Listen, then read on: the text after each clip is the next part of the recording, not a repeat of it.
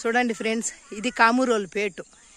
ఇది నేను చిన్నప్పుడు ఈ అడవంతా ఎక్కి ఆవులు మేపుతా ఉంటే ఆ పక్కకి వెళ్ళిపోతా ఉంటే ఈ అడవి ఎక్కేసి ఆ పక్కకి వెళ్ళిపోయి ఆవులు మేపుకొని మధ్యాహ్నం తెల్లారి నుంచి 10 గంటల కాటి నుంచి బాగా సాయంత్రం వరకు ఆవులు మేపుకుంటూ కట్టిలో మోపు కొట్టుకొని పరకోసలో కట్టెగా కోసుకొని ఎత్తుకొని ఆవులు మేపుకొని మళ్ళీ వస్తూ ఉంటాం ఫ్రెండ్స్. ఇది ఈ అడవిలో అంతా చూడండి.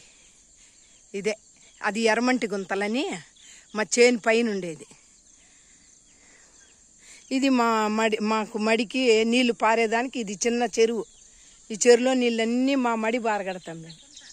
కామూరోలు కుంట అంటాము దీన్ని. ఇది మాది చెరువు. కామూరోలు కుంట అనేది దీన్నే. దీంట్లో నీళ్ళే మా మడి బారేది. ఇదంతా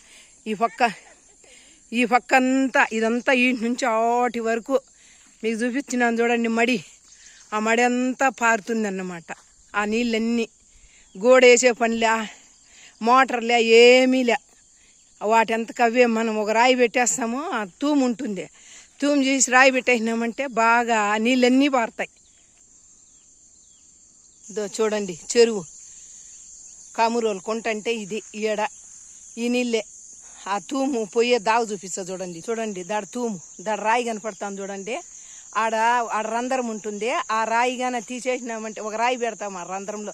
ఆ రాయి తీసేసినామంటే నీళ్లు మడికి వెళ్ళిపోతాయి అన్నమాట. ఇదాం దూరి కట్ట కింద ఇట్లా దూరిపోతాయి చూడండి. ఇట్లా పోతాయి నీళ్ళు. ఈ ఆడ కాలువ ఉంది, ఆ కాలువలో పోతాయి చూడండి ఫ్రెండ్స్. ఇదంతా మాదే కానిమాన్లు ఇవన్నీ.